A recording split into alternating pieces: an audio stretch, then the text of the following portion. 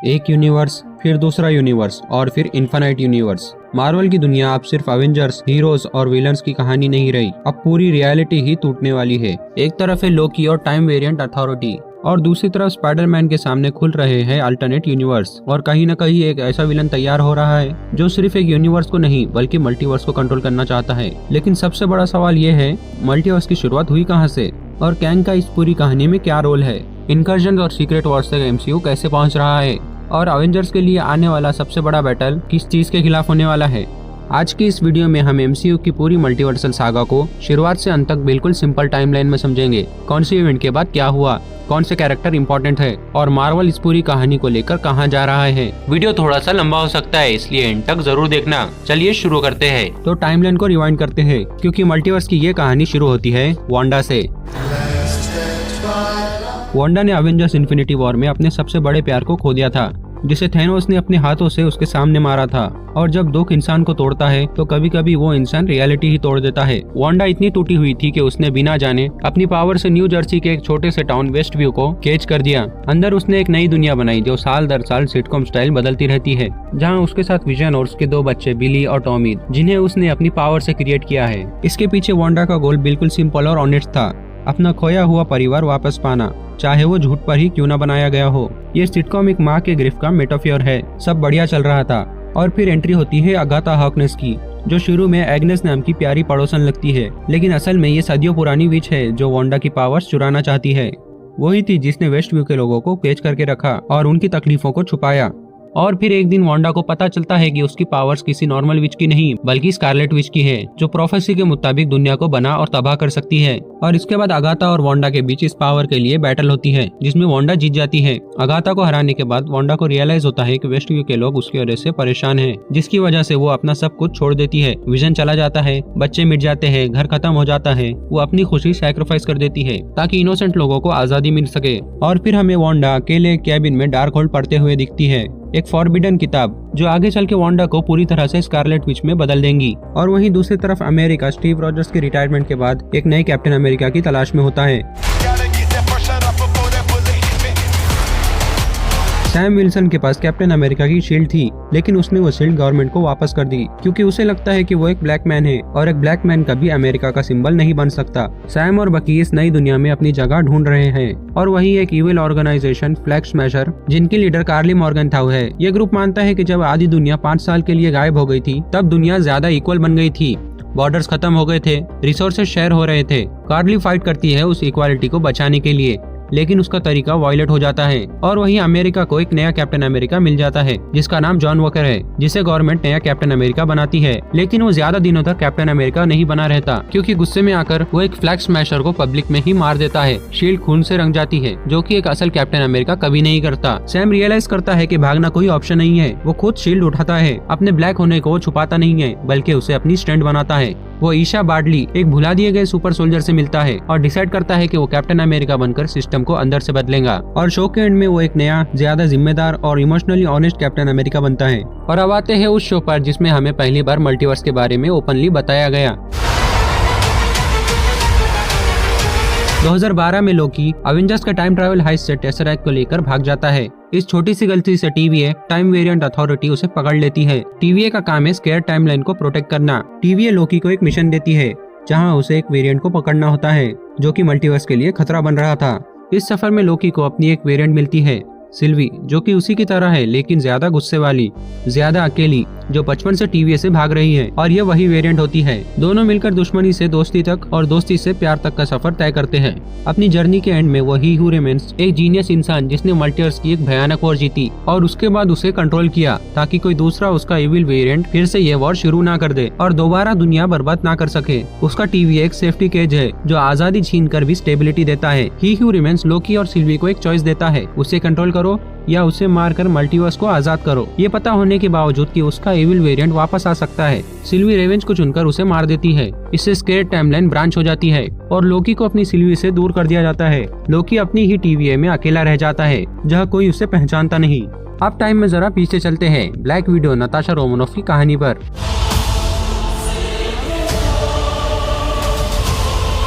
ये मूवी हमें पीछे ले जाती है, कैप्टन अमेरिका सिविल वॉर के बाद के गैप को फील करती है।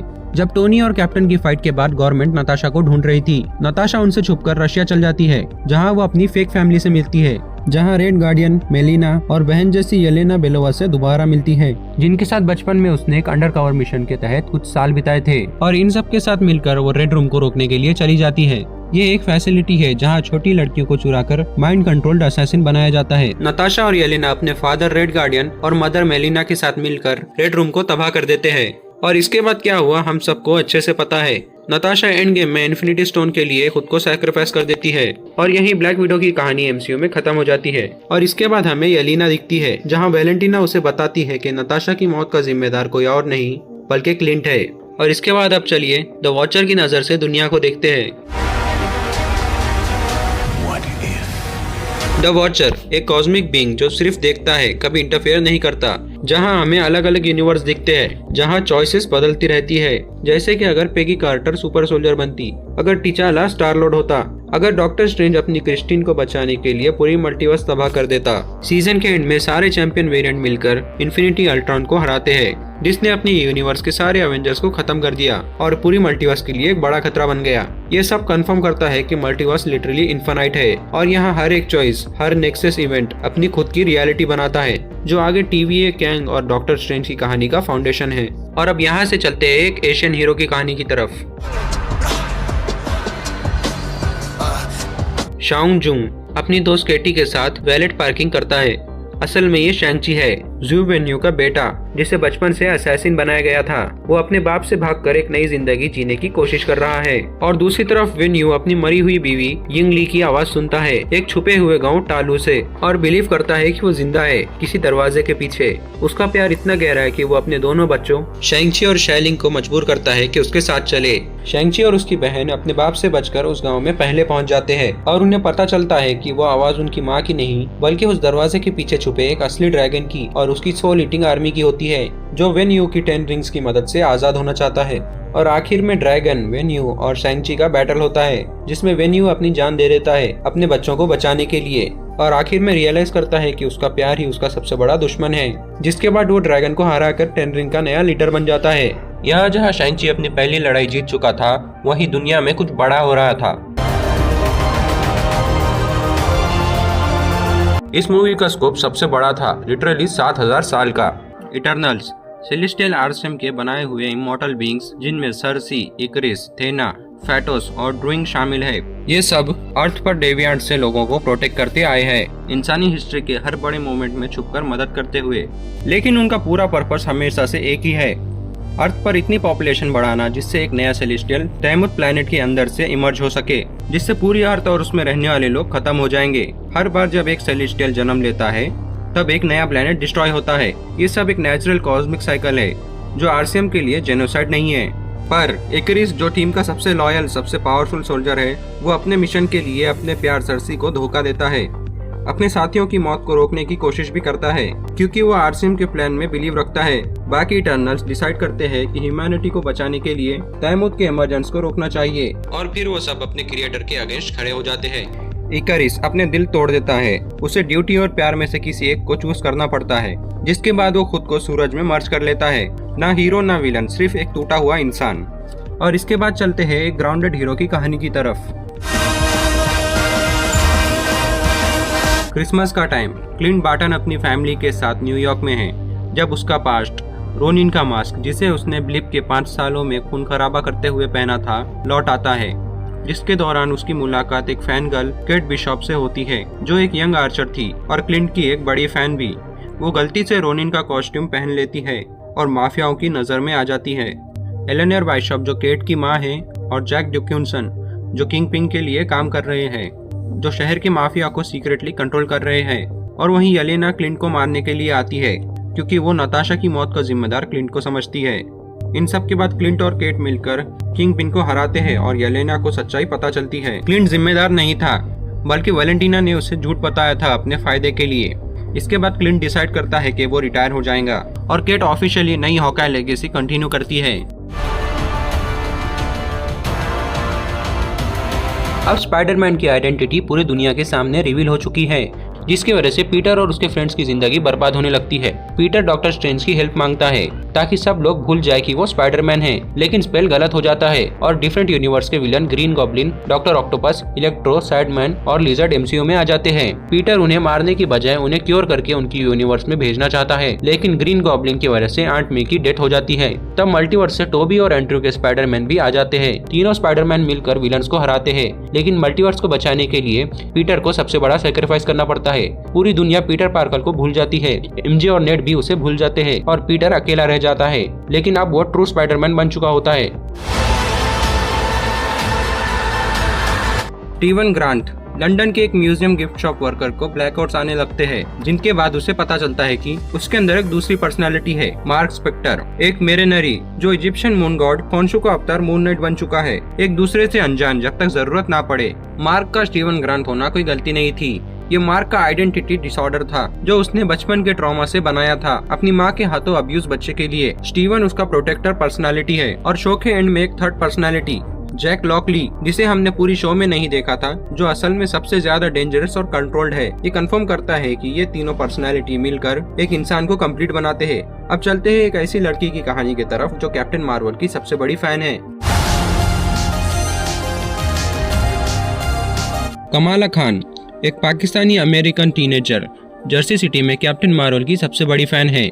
एक दिन ये अपनी फैमिली के हेयरलूम बैंगल्स पहन लेती है, जिसके बाद अचानक उसे कॉस्मिक लाइट पावर मिल जाती है। बैंगल्स असल में कमाला की पावर क्रिएट नहीं करते, वो उन्हें अनलॉक करते हैं। उसका डीएनए ऑलरेडी अलग था।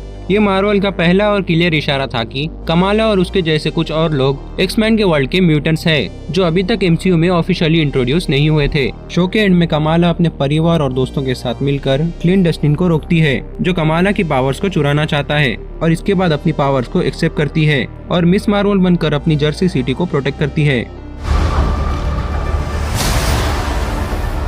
गॉड द गॉड बुचर एक ऐसा इंसान जिसने अपनी बेटी को भूख से मरते हुए देखा, जबकि उसका गॉड जिसकी वो पूजा करता था उसकी कोई मदद नहीं कर सका। गौर अपनी बेटी को अपने कंधे पर उठाकर मरते हुए देखता है और उसी पल उसे एक कर्स वेपन नेक्रोसॉर्ड मिलती है। वो डिसाइड करता है कि अगर गॉड्स हमारे दुख में नहीं है तो गॉड्स को खत्म कर देना चाहिए, और इसके बाद वो शुरू करता है गॉड्स का जेनोसाइड। और यहाँ अर्थ पर थॉर की एक्स गर्लफ्रेंड जेन कैंसर स्टेज 4 से जूझ रही है। डॉक्टर्स कुछ नहीं कर पाते। वो थॉर का टूटा हुआ हैमर जो अभी तक उसकी मेमोरी से जुड़ा है उठाकर माइटी थॉर बनती है, क्योंकि हैमर उसे टेम्पररीली हीलिंग देता है। लेकिन ये एक ट्रैप है। हैमर जितना यूज होता है उसका अंडरलाइंग कैंसर उतना ही तेजी से बढ़ता है। वो लिटरली अपनी जान देकर पावर्स ले रही है। और मूवी के एंड में गॉर अपने सारे स्टोलन गॉड चिल्ड्रंस को न्यू एसगार्ड से शैडो रेल्म में ले जाता है, क्योंकि उसे इटर्निटी से एक विश ग्रांट करनी होती है ताकि वो सारे गॉड्स को खत्म कर सके। जेन, थॉर और गॉर के बीच बैटल होता है, जिसमें जेन अपनी जान दे देती है बच्चों को बचाने के लिए, और गॉर मरने से पहले इटर्निटी से अपनी खुद की बेटी वापस मांगता है और वो अपनी बेटी के साथ शांति से मरता है। जिसके बाद थॉर एंड में अकेला रह जाता है और फिर वो गॉर की बेटी को अडॉप्ट कर लेता है। जेनिफर वॉल्टर ब्रूस बैनर की कजन और एक सक्सेसफुल लॉयर, एक एक्सीडेंट में ब्रूस का खून अपने अंदर ले लेती है और परमानेंटली शी हल्क बन जाती है। लेकिन ब्रूस के उल्टा वो अपनी ह्यूमन इंटेलिजेंस और कंट्रोल फुल्ली मेंटेन करती है ट्रांसफॉर्मेशन के बाद भी। शो सुपर हीरो एक्शन से ज्यादा जेनिफर की आइडेंटिटी के बारे में है, कैसे दुनिया उसे सिर्फ शी हल्क की तरह देखती है। उसके अचीवमेंट को नजरअंदाज करके वो सुपर हीरो लॉ डिवीजन में काम करती है और अलग अलग लीगल केसेस हैंडल करती है जो सुपर हीरो वर्ल्ड से जुड़े हैं। शो के एंड में एक दिमाग घुमा देने वाला मोमेंट है। Jennifer literally fourth wall break करके शो के राइटर्स रूम में घुस जाती है और डिमांड करती है कि उसकी स्टोरी सेटिस्फाइंग तरीके से एंड की जाए। ये मूवी टिचाला की डेथ को एड्रेस करती है, वो भी बिना किसी रिप्लेसमेंट एक्टर के, और दिखाती है कि वकांडा कैसे अपने किंग को खोए बिना भी खड़ा रहता है। रमांडा देश को संभालती है, जबकि शूरी अपने भाई की डेथ से टूट चुकी थी। और वहीं दूसरी तरफ अंडर वाटर किंग नमोर वकांडा पर हमला कर देता है। नमोर का गोल सिंपल है, अपनी टलोकन दुनिया को सरफेस वर्ल्ड से बचाना, जिसके लिए उसे वाइब्रेनियम की जरूरत थी, और इस हमले में रमांडा की मौत हो जाती है। शूरी का दुख उसका गुस्सा बन जाता है, क्योंकि वो अपने भाई को नहीं बचा पाई और अब अपनी माँ को भी, जिसके बाद वो टलोका पर हमला कर देती है और नमोर को मारने की कगार पर होती है। लेकिन आखिरी पल पर उसे अपनी माँ रमोंडा की याद रोक देती है और वो ह्यूमैनिटी को चुनती है। वो रेवन छोड़ देती है और ब्लैक पैंथर की लेगेसी को कंटिन्यू करती है और नमोर के साथ भी समझौता कर लेती है। अब आते हैं जेम्स गन की ट्रायलॉजी के आखिरी और सबसे इमोशनल चैप्टर पर। एक साइंटिस्ट हाई एवोल्यूशनरी जिसने रॉकेट को जेनेटिकली मॉडिफाई किया, पर जब एक्सपेरिमेंट फेल हुआ तब हाई एवोल्यूशनरी ने रॉकेट को फेंक देना चाहा और उसके सारे दोस्तों को मार दिया। मूवी के एंड में गार्डियंस हाई एवोल्यूशनरी के स्पेस लैब में घुसते हैं, सारे कैप्चर्ड क्रिएचर को आजाद करते हैं। इसी लड़ाई में पता चलता है कि गमोरा जो टाइमलाइन से बदली हुई वेरिएंट है अपनी राह अलग कर लेती है और पीटर क्विल अर्थ पर वापस चला जाता है क्योंकि उसने रियलाइज किया कि स्पेस में फैमिली ढूंढते ढूंढते वो अपनी असली यादों से दूर हो गया और आखिर में रॉकेट गार्डियंस का नया लीडर बनता है।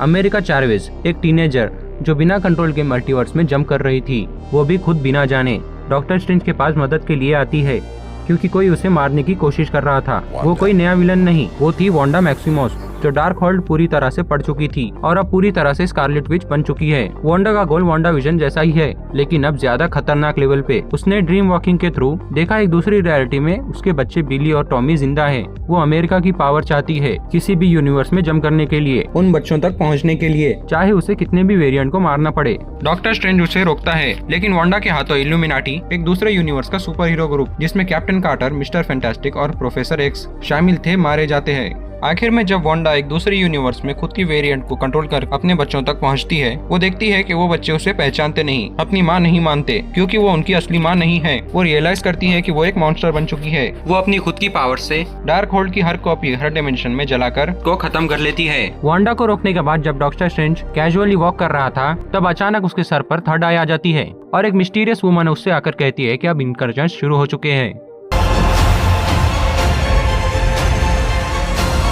स्कॉटलैंड अपनी बेटी सर्सी के साथ एक एक्सीडेंट में पूरे परिवार समेत क्वांटम रेल में गिर जाता है जहां एक पूरी छुपी हुई सिविलाइजेशन थी जहां जेनेट वैन डेन पहले भी डेकेड तक फंसी रही थी लेकिन कभी किसी को बताया नहीं। जेनेट का एक राज है, उसने वहां कैंग से दोस्ती की, फिर उसे धोखा दिया उसके बच्चों के लिए। कैंग जो क्वांटम रेल में एक्सेल है, अपनी टेक्नोलॉजी वापस पाने के लिए बाहर निकलना चाहता है। वो पूरी मल्टीवर्स की ताकत रखता है। उसने हजारों वेरिएंट बनकर अलग अलग टाइमलाइन कॉन्कर की। उसका मोटिव सिर्फ पावर नहीं कंट्रोल है क्योंकि उसके अपने ही वेरिएंट ने मल्टीवर्स की वॉर शुरू की और उसे रोकने के लिए इस गैंग ने खुद हर टाइमलाइन पर कंट्रोल लेने का डिसाइड किया जब तक कि वो यहाँ ट्रैप नहीं हुआ।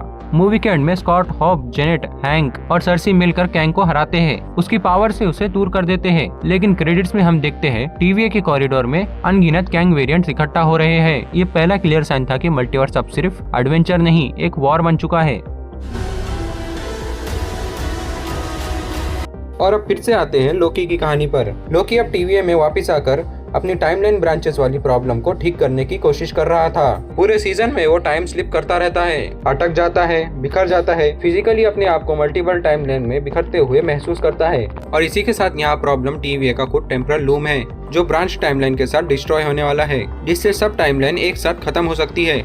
लोकी अपने सारे डाउट छोड़कर खुद ही ह्यूमन्स की जगह लेता है, गॉड ऑफ स्टोरीज बनकर अपनी पूरी टेम्पोरल एनर्जी से एक ट्री बनाता है जिसमें हर ब्रांच टाइमलाइन अपनी खुद की ब्रांच की तरह आजाद रह सकती है, वो भी बिना डिस्ट्रॉय हुए।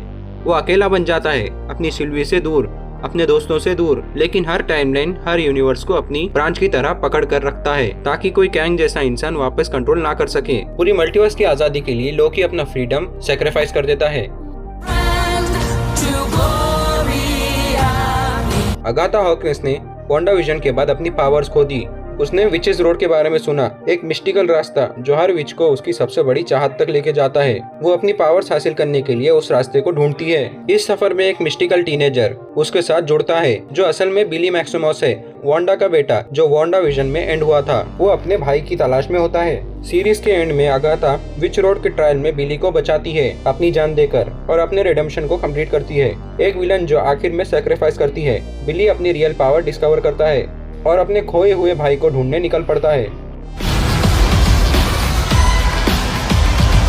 कैप्टन मार्वल, कमला खान और मोनिका रैम्बो की पावर स्ट्रेंज कॉस्मिक कनेक्शन की वजह से आपस में स्वैप होने लगती है। जब भी तीनों अपनी पावर्स यूज करती है वो रैंडमली एक दूसरे की जगह टेलीपोर्ट हो जाती है। इस सब के पीछे होती है डार्बिन जो अपने डिस्ट्रॉयड प्लेनेट हाला को बचाने के लिए दूसरे प्लैनेट्स के रिसोर्सेज जबरदस्ती खींच रही होती है। कैप्टन मार्वल, कमला और मोनिका मिलकर डार्बिन को रोकने की कोशिश करते हैं, लेकिन फाइनल बैटल में डार्बिन के एक्शन से दो यूनिवर्स के बीच एक डेंजरस रिफ्ट बन जाता है। मोनिका अपनी पावर से रिफ्ट को बंद कर देती है लेकिन खुद दूसरे यूनिवर्स में फंस जाती है और एंड में कमला नए हीरोज को रिक्रूट करने का प्लान बन जाती है।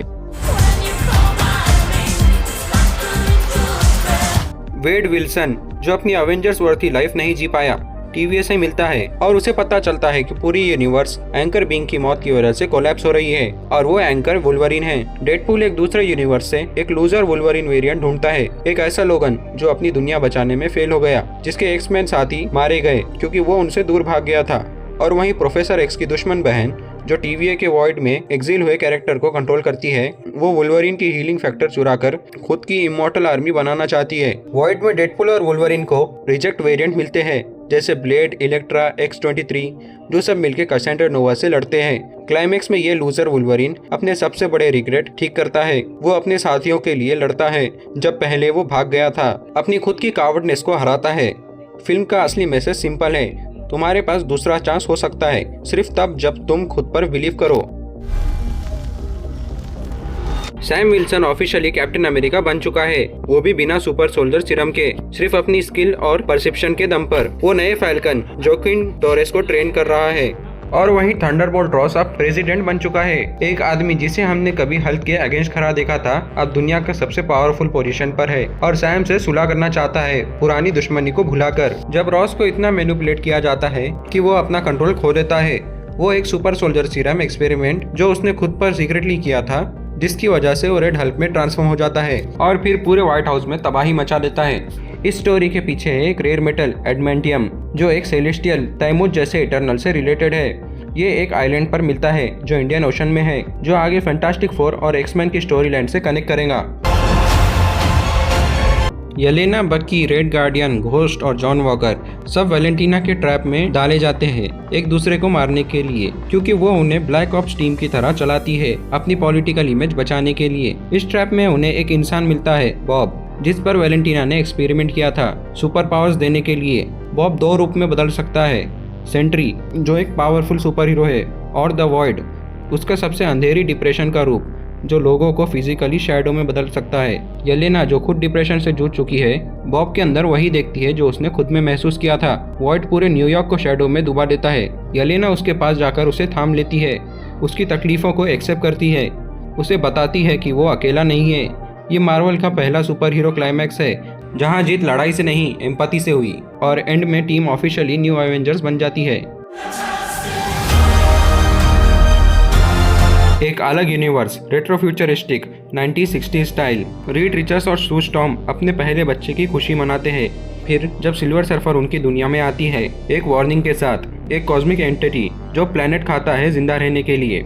उसका कोई मालिक नहीं है, वो सिर्फ भूखा है, एक नेचुरल फोर्स, ना कि इविल। वो रीड से सीधा डील करता है, अपने न्यूबॉर्न बच्चा दो जिसके अंदर कॉस्मिक पोटेंशियल है। दोनों इस चॉइस के सामने खड़े होते हैं। पूरी अर्थ ये जानती है फैंटास्टिक फोर दुनिया के सबसे ट्रस्टेड हीरोज है। टीम मिलकर अपनी खुद की इंटेलिजेंस और यूनिटी से गैरेक्टर्स को हराती है बिना अपने बच्चा दिए। इसी जंग में पता चलता है कि दूसरी अर्थ भी है, जो कि हमारी अर्थ वाली 616 है, जहां असली MCU हीरोज रहते हैं। मल्टीवर्स और भी बड़ा हो जाता है और फैंटास्टिक फोर अपनी यूनिवर्स से इस यूनिवर्स में आने का फैसला करते हैं। और अब हम भी अपनी यूनिवर्स में वापस चलते हैं।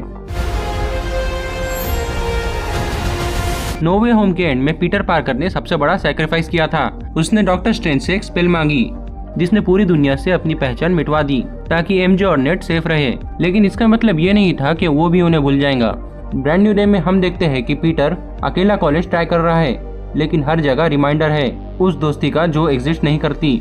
वो फुल टाइम स्पाइडरमैन बन चुका है, एक ऐसी दुनिया में जो उसे भूल चुकी है। वो प्रॉमिस करता है कि वो स्पाइडरमैन को पीछे छोड़ देगा, नॉर्मल जिंदगी जिएगा, कॉलेज फोकस करेगा। लेकिन एक नया थ्रेट आता है जिसे कोई देख नहीं सकता, जो शैडो में ऑपरेट करता है, जिसकी वजह से पीटर को वापस मास्क पहनना पड़ता है। रास्ते में उसे मिलता है फ्रैंक कास्लर, जो अपने तरीके से जस्टिस देता है बिना रूल्स के, और ब्रूस बैनर जो पीटर को गाइड करता है, उस लाइन को समझाता है जो हीरोज और विजिलेंटीज को अलग करती है। लेकिन फिल्म का सबसे बड़ा रिवील जीन ग्रे की एंट्री था, एक्समैन वर्ल्ड का कैरेक्टर, जो कंफर्म करता है कि फैंटास्टिक फोर की तरह एक्समैन भी अब इस दुनिया का हिस्सा है।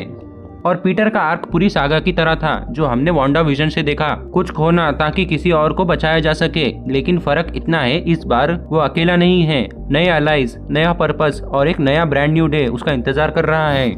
तो देखा आपने 26 मूवीज और सीरीज अलग अलग पूरी कहानी के साथ। वांडा ने अपना परिवार खोया, नमोर ने अपनी दुनिया बचाई, रॉकेट ने अपना पास समझा और गौर ने अपनी बेटी को बचाने के लिए गॉड से लड़ाई की। येलेना ने अपना दर्द किसी और के दर्द में बदला। लोकी ने अपनी आजादी खुद मल्टीवर्स को बचाने के लिए सैक्रिफाइस की और पीटर पार्कर उसने सबसे ज्यादा खोया फिर भी सबसे ज्यादा दिया। अगर आने वाले अवेंजर्स, डूम्सडे और सीक्रेट वॉर्स ये सारे यूनिवर्स एक जगह टकराएंगे, उसके सेंटर में होगा एक आदमी जो अभी तक शैडो में है, डॉक्टर डूम। लेकिन वो कहानी किसी और दिन। अगर ये वीडियो हेल्पफुल लगा तो लाइक करो और कमेंट में बताओ इस पूरी सागा में सबसे अंडररेटेड मोमेंट कौन सा था।